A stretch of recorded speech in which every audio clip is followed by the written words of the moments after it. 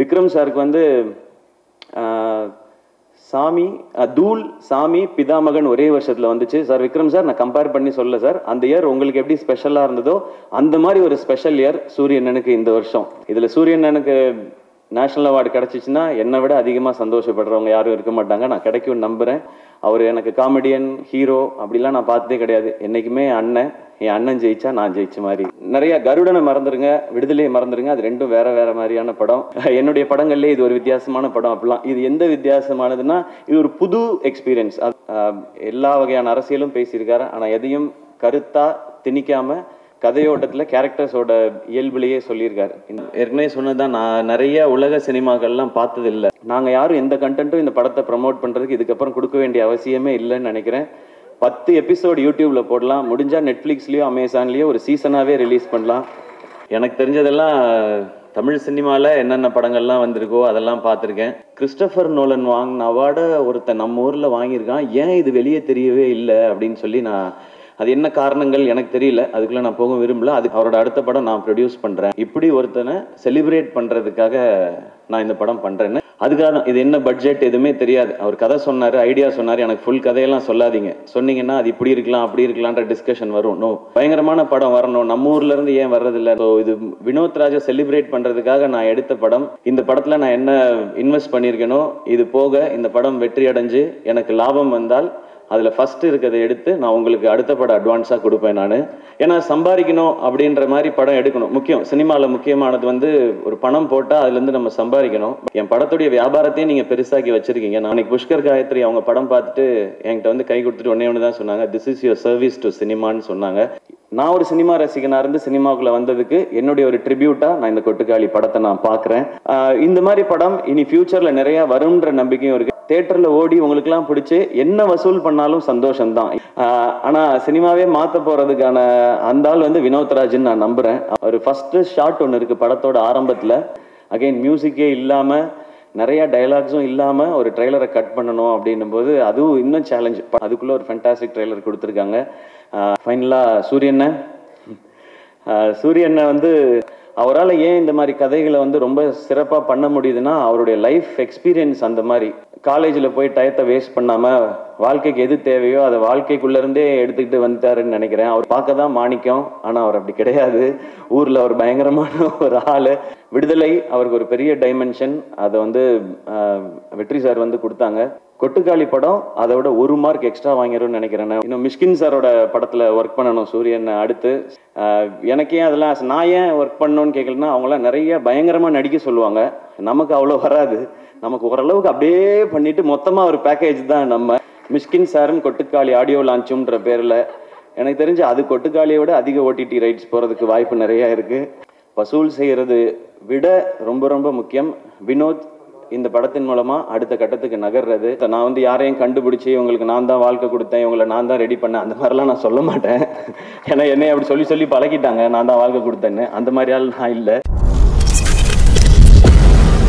Producer actor Sivakarthikeyan அவர்கள். Heroes வந்து படம் பண்றது வந்து நிறைய பேர் பண்றாங்க, ஆனா தான் பண்ணாத படத்தை ப்ரொடியூஸ் பண்ணி அது தான் பண்ண படம் மாதிரியே போயிட்டு ப்ரமோஷன் ஒர்க்ஸ்ல அவ்வளோ ஈடுபாடு காமிக்கிற ஒரு நடிகர். அதாவது வெளியில வந்து ஒரு டாக் போயிட்டு இருந்துச்சு, ஒவ்வொரு ப்ரொடியூசரும் இந்த மாதிரி வருஷத்துக்கு 2 படம் பண்ணா போதும், குட் ஃபில்ம் வாட்சிங் எக்ஸ்பீரியன்ஸ் வந்து அதிகமாக இருக்கும் தமிழ் சினிமாவில் அப்படின்னு சொல்லிட்டு இருந்தாங்க. It is very true. Thank you so much. இந்த மாதிரி தரமான கதைகள் நீங்கள் சூஸ் பண்ணுறதுக்கு ரொம்ப நன்றி. Thank you. Yes please, over to you.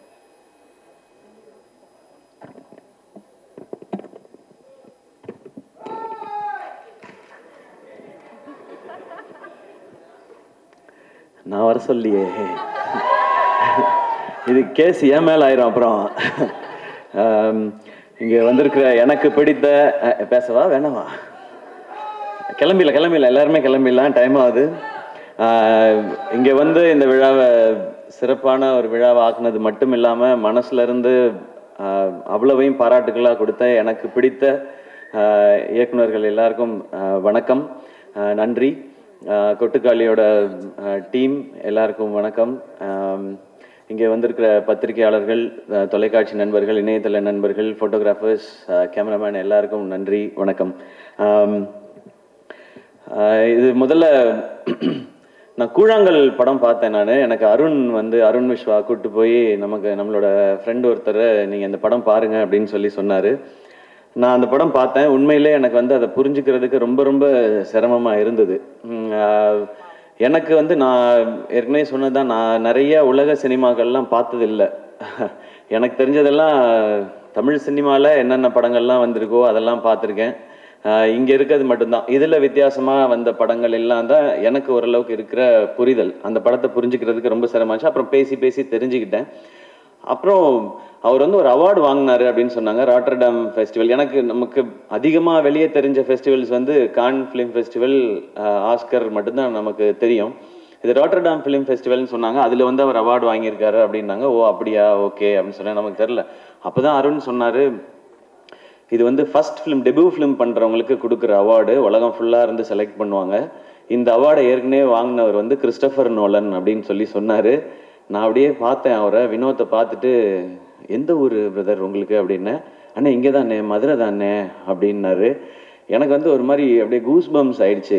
மதுரையிலேருந்து போய் ஒரு இன்டர்நேஷ்னல் ஃபிலிம் எடுத்து கிறிஸ்டோபர் நோலன் வாங்கின அவார்டை ஒருத்தன் நம்ம ஊரில் வாங்கியிருக்கான், ஏன் இது வெளியே தெரியவே இல்லை அப்படின்னு நான் அருண்கிட்ட கேட்டேன். இல்லை தெரியலங்க, அந்த படம் எப்போ தான் ரிலீஸு, அதை ரிலீஸ் பண்ணி இது ஒரு மொமெண்ட் ஆக்கலாமேன்னும் போது அது என்ன காரணங்கள் எனக்கு தெரியல, அதுக்குள்ளே நான் போக விரும்பல, அது கரெக்டாக நடக்கலைன்னும் போது அப்போ நான் அருண்கிட்ட சொன்னேன், அவரோட அடுத்த படம் நான் ப்ரொடியூஸ் பண்ணுறேன், அவர் என்ன கதை வச்சுருக்காருலாம் தெரியல, என்னவா இருந்தாலும் நான் பண்ணுறேன், கதைக்காக நான் பண்ணுறதுன்ற தாண்டி இப்படி ஒருத்தனை செலிப்ரேட் பண்ணுறதுக்காக நான் இந்த படம் பண்ணுறேன்னு. இந்த படம் ஆரம்பிக்கப்பட்டதுக்கான ஒரே காரணம் வினோத் ராஜ் அப்படிங்கிற ஒருத்தரை செலிப்ரேட் பண்ணுறதுக்காக மட்டும்தான்.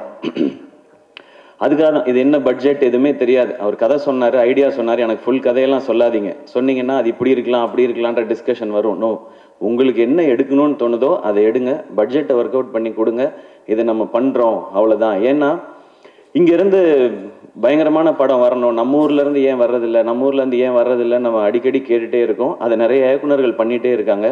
அதையும் தாண்டி ஒரு ஸ்டெப் வைக்கணும்னா இந்த மாதிரி ஒரு விஷனோட வரும்பொழுது அவங்கள எந்த கேள்வியும் கேட்காம அந்த விஷனோடே அவங்கள விட்டுறது தான் சரியாக இருக்கும்னு எனக்கு தோணுச்சு.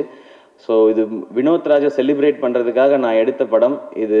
இப்போ அந்த செலிப்ரேஷன் ஆரம்பிச்சிருச்சுன்னு நினைக்கிறேன். இந்த படம் பார்த்து இங்கே மிஷ்கின் சார் பேசினது, பாலாஜி சக்திவேல் சார் பேசினது, லிங்குசாமி சார் பேசினது, வெற்றி சார் பேசினது, இன்னும் நிறைய இயக்குனர்கள் பேசினது எல்லாம் பார்க்கும்பொழுது ஓகே, நம்ம எல்லாரும் சேர்ந்து செலிப்ரேட் பண்ண ஆரம்பிச்சிட்டோம் அப்படிங்கிறது தான் எனக்கு அந்த சந்தோஷம் இருக்குது. வினோத் இது ஒரு ஸ்டார்ட் தான்.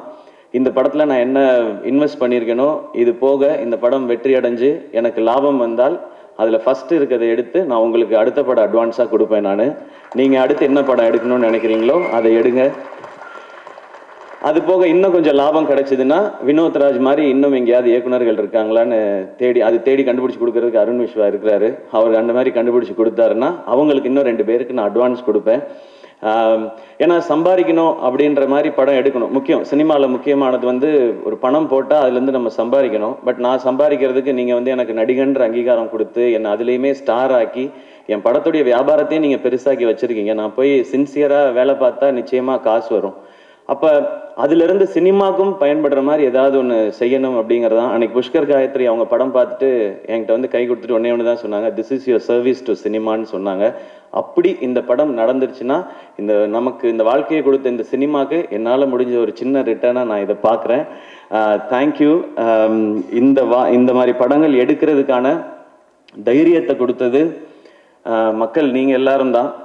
நீங்கள் என்ன நடிகன் ஆக்குனது, அதன் மூலமாக எனக்கு கிடைக்கிறது மூலமாக வச்சு நான் இதை பண்ணுறேன். அண்ட் நான் சினிமாவுக்கு வந்தது நிறைய கமர்ஷியல் சினிமாஸ் பார்த்து. நான் நடிக்கிற படங்கள் எப்போவுமே அப்படி தான் இருக்கும், அது வசூல் இருக்கணும்னு நினைப்பேன். ஏன்னா இப்போ என்னுடைய படங்களில் இன்வெஸ்ட்மெண்ட் பெருசாகிடுச்சு. அப்போ அது ரிட்டர்ன் ப்ரொடியூசர் எடுக்கணும், வெகுஜன மக்களுக்கு போய் சேரணும், எல்லாருக்கும் பிடிக்கணுன்றதான் நான் நடிக்கிற படங்கள். அது கமர்ஷியலாக சக்ஸஸ் ஆகும்போது நான் மனசுக்குள்ளே நினச்சிக்கிறது, இதுக்கு முன்னாடி நான் பார்த்த ஹீரோஸ், எனக்கு பிடிச்ச ஹீரோஸ், அவங்களுடைய படங்கள் அதெல்லாம் பார்த்து தான் நம்ம நடிக்க வந்தோம், அவங்களுக்கான ட்ரிபியூட். ஆனால் இந்த கொட்டுக்காளி இந்த படம் எடுத்தது இன்னைக்கு இருக்குது. நான் முக்கியமாக காலேஜ் டைமில் தான் நான் அதிகமான சினிமா பார்த்தேன். ஸ்கூல் டைமில் அப்போ வீட்டில் அவ்வளோ பெர்மிஷன் கிடைக்காது, அவங்க கூட்டிகிட்டு போகிற சினிமா மட்டும்தான். காலேஜ் டைமில் நான் பார்த்த காலகட்டத்தில் தான் நான் பார்த்தது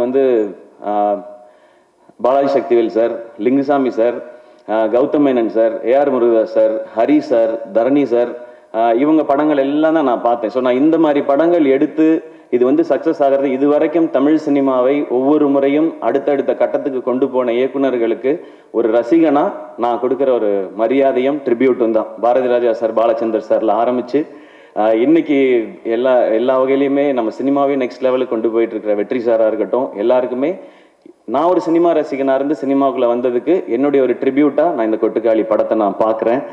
தேங்க்யூ. நீங்க எல்லாரும் இன்ஸ்பயர் பண்ணியிருக்கீங்க அடுத்தடுத்த ஜென்ரேஷன்ஸை. ஸோ நாங்கள் அடுத்த ஜென்ரேஷன் எல்லாரும் சேர்ந்து இதை முயற்சி பண்ணியிருக்கிறோம்.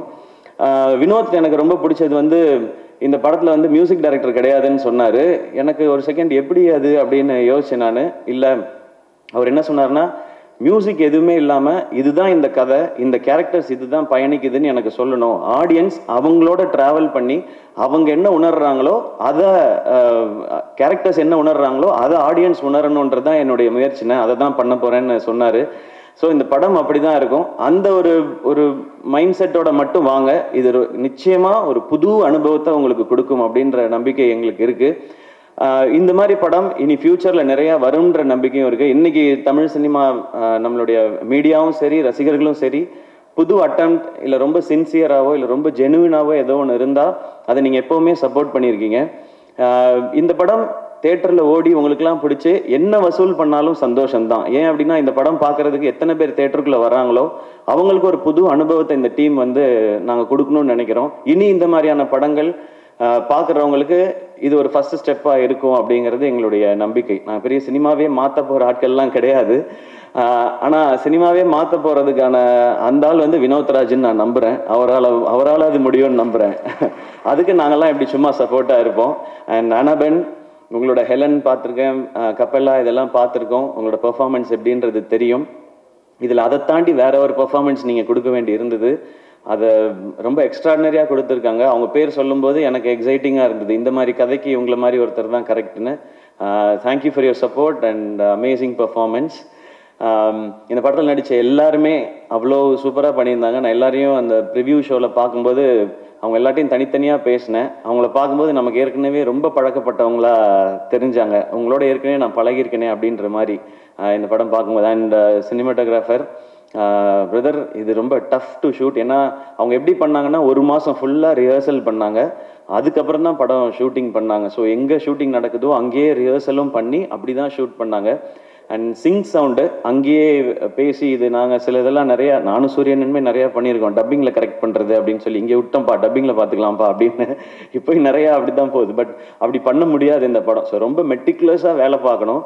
ஒரு ஃபஸ்ட்டு ஷாட் ஒன்று இருக்குது படத்தோட ஆரம்பத்தில், அதை எடுத்தது எப்படின்றத நம்ம ஃபஸ்ட்டு தோணலை. அதுக்கப்புறம் நான் கேட்டேன், ஏன்னா ஒரு பெரிய இடத்த கிராஸ் பண்ணி நடந்து போகணும்.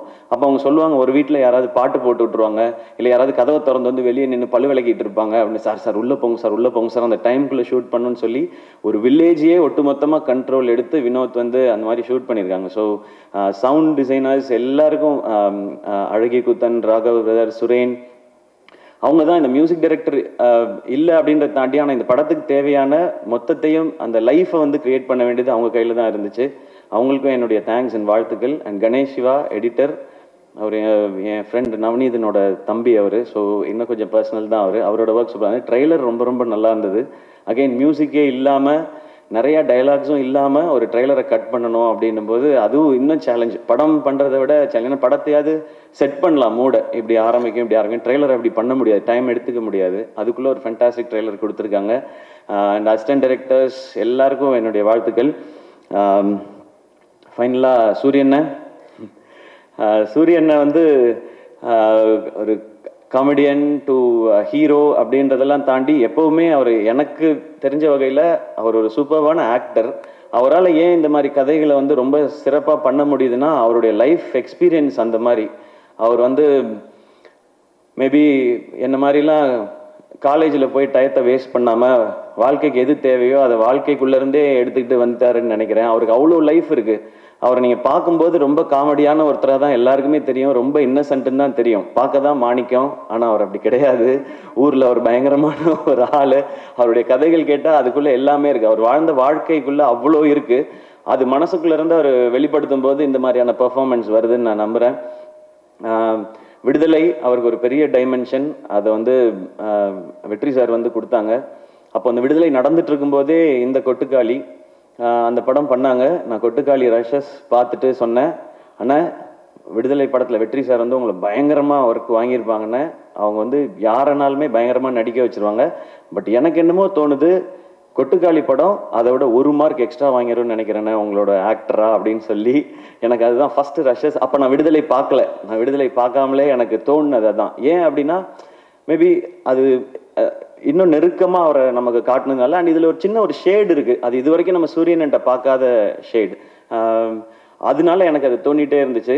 அண்ட் கருடன், அது வந்து கருடன் இந்த பிளான்ல இருக்குன்னே எனக்கு தெரியாது. வந்து ஒரு பெரிய கமர்ஷியல் சக்ஸஸ் கொடுத்த இந்த வருஷம் சக்ஸஸ்ஃபுல்லாக ஓடின படங்களில் முக்கியமான இடத்துல கருடன் இருக்குது. ஒரு 3-4 ஃபிலிம்ஸ் தான் இருக்குன்னு நினைக்கிறேன், ஒரு ப்ராப்பர் பிளாக் பஸ்டர் ஃபிலிம்னு. அதில் கருடன் இருக்குது. ஸோ கமர்ஷியல் சக்ஸஸும் கொடுத்துட்டாரு. நான் கம்பேர் பண்ணுறேன்னு நினைக்க வேணாம். எனக்கு வந்து நான் காலேஜ் படிக்கும்போது ஞாபகம் இருக்குது, விக்ரம் சாருக்கு வந்து தூள் சாமி பிதாமகன் ஒரே வருஷத்துல வந்துச்சு சார். விக்ரம் சார், நான் கம்பேர் பண்ணி சொல்ல சார், அந்த இயர் உங்களுக்கு எப்படி ஸ்பெஷலா இருந்ததோ அந்த மாதிரி ஒரு ஸ்பெஷல் இயர் சூரியனனுக்கு இந்த வருஷம். விடுதலை, கருடன் அண்ட் இந்த கொட்டுக்காளி, இதுல சூரியனனுக்கு நேஷனல் அவார்டு கிடைச்சிச்சுன்னா என்னை விட அதிகமாக சந்தோஷப்படுறவங்க யாரும் இருக்க மாட்டாங்க. நான் கிடைக்கும்னு நம்புறேன். அப்படி இந்த படத்துல ஏதாவது லைட்டா முன்ன பின்ன ஆனாலும் வெற்றி சார் இருக்காரு, அவர் வாங்கி கொடுத்துருவாருன்ற நம்பிக்கை எனக்கு இருக்கு. ஸோ அது கிடைக்கணும்.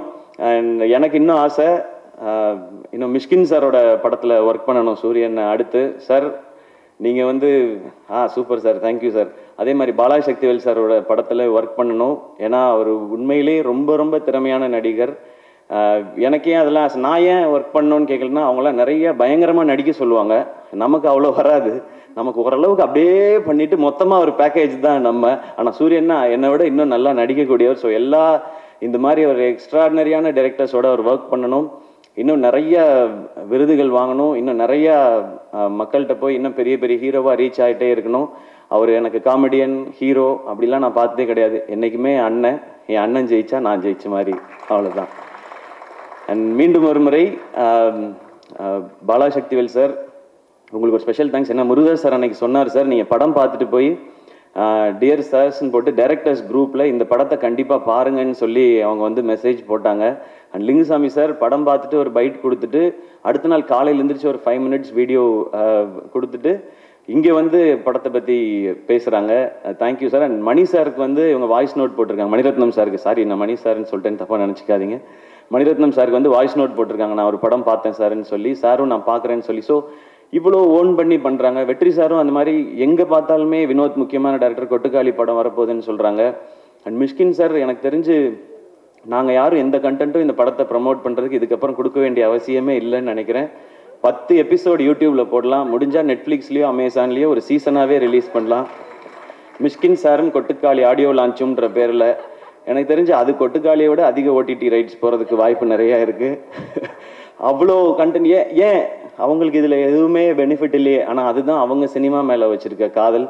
இதுக்கு எவ்வளோ நன்றி சொன்னாலும் பத்தாது. எனக்கு ரொம்ப சந்தோஷம், இந்த சினிமாவில் இயக்குனர்கள் ஆவது இவ்வளோ ஒற்றுமையாக இருக்காங்களேன்னு நினைக்கும் போது எனக்கு ரொம்ப சந்தோஷமாக இருக்குது. அது இருக்கட்டும், ஏன்னா இயக்குனர்கள் நீங்கள் ஒற்றுமையாக இருந்து வித்தியாசமான படைப்புகளை கொடுத்தா தான் நாங்கள் ஹீரோஸோ ஸ்டார்ஸோ எல்லாமே உங்கள்கிட்ட இருந்து கிடைக்க சந்தோஷம். ரவிக்குமார் வெதர், தேங்க்யூ. இதை நீங்கள் வந்து இன்னும் மக்கள்கிட்ட கொண்டு போய் சேர்க்குற விதமாக ஒலிம்பிக்கோட கம்பேர் பண்ணி சொன்னீங்க, தேங்க்யூ உங்களுக்கு. அண்ட் பத்திரிகையாளர்கள், நிச்சயமாக உங்களுக்கு இந்த படம் பிடிக்கும்ன்ற நம்பிக்கை இருக்குது. இந்த படம் வசூல் செய்கிறது விட ரொம்ப ரொம்ப முக்கியம் வினோத் இந்த படத்தின் மூலமாக அடுத்த கட்டத்துக்கு நகர்றது. ஏன்னா நான் பார்க்குறது வினோத் தமிழ் சினிமாவோட ஒரு ப்ரைடு. எங்கள் தமிழ் சினிமாவிலேருந்து எங்ககிட்ட ஒரு இயக்குனர் இருக்கான், அவன் வினோத் ராஜ், கொட்டுக்காளியோட வரான் அப்படின்றதான். ஆடியன்ஸ் படத்தை பாருங்கள், நிறைய கருடனை மறந்துடுங்க, விடுதலையை மறந்துடுங்க, அது ரெண்டும் வேற வேற மாதிரியான படம். இது வித்தியாசமான ஒரு அனுபவத்தை நிச்சயம். இந்த வித்தியாசமான வார்த்தையை ரொம்ப நானே நிறையா பயன்படுத்திட்டேன் என்னுடைய படங்கள்லேயே. இது ஒரு வித்தியாசமான படம் அப்படிலாம். இது எந்த வித்தியாசமானதுன்னா, இது ஒரு புது எக்ஸ்பீரியன்ஸ், அதான் சொல்ல தெரியுது. நம்ம இது வரைக்கும் போகாத ஏதாவது ஒரு தீம் பார்க்குக்கு போனோம், அது எப்படி இருக்குன்னே தெரியாமல் நம்ம போனோம்னா அது ஒரு அனுபவம் கொடுக்கும் இல்லையா, அந்த மாதிரியான அனுபவத்தை இது கொடுக்கும்னு நான் நம்புகிறேன். இதுக்குள்ள எல்லாமே பேசியிருக்காரு வினோத், எல்லா வகையான அரசியலும் பேசியிருக்காரு. ஆனால் எதையும் கருத்தா திணிக்காம கதையோட்டத்தில் கேரக்டர்ஸோட இயல்புலேயே சொல்லியிருக்காரு. இந்த படத்தை நீங்கள் சப்போர்ட் பண்ணீங்கன்னா நிச்சயம் கொட்டுக்காளி மாதிரி இன்னும் எஸ்கே ப்ரொடக்ஷன்ஸ்லேருந்து நிறைய படைப்புகள் வரும். நிறைய இயக்குனரை உங்களுக்கு அடையாளப்படுத்த நான் வந்து யாரையும் கண்டுபிடிச்சி உங்களுக்கு நான் தான் வாழ்க்கை கொடுத்தேன், இவங்களை நான் தான் ரெடி பண்ணேன், அந்த மாதிரிலாம் நான் சொல்ல மாட்டேன். ஏன்னா என்னை அப்படி சொல்லி சொல்லி பழகிட்டாங்க, நான் தான் வாழ்க்கை கொடுத்தேன்னு. அந்த மாதிரி ஆள் நான் இல்லை. எனக்கு இது ஒரு சின்ன ஒரு இன்ட்ரடியூஸ் பண்ணுவோம்ல, இங்கே பாருங்க இவங்க தான் என் ஃப்ரெண்ட் அப்படின்னு சொல்லி சொல்லுவோம்ல, அந்த மாதிரி வேலைகளை அதுவும் நீங்கள் கொடுத்த இந்த ஆக்டர்ன்ற இந்த பொசிஷன்ல இருந்து இதை கரெக்டாக யூஸ் பண்ணி பண்ணணும்னு நினைக்கிறேன். இது வெற்றி அடைந்தால் இந்த மாதிரி முயற்சிகள் இன்னும் தொடரும். மீண்டும் மறுமுறை எல்லாருக்கும் நன்றி and love you all. And உங்களுக்கு தேங்க்யூ, நீங்கள் தொகுத்து வழங்கினதுக்கு. அண்ட் உங்களோட ஷோஸ் எல்லாமே சூப்பராக இருக்குது. அண்ட் எல்லாருமே அதை பற்றி பேசிகிட்டு இருந்தோம். இப்போ congratulations. Thank you so much.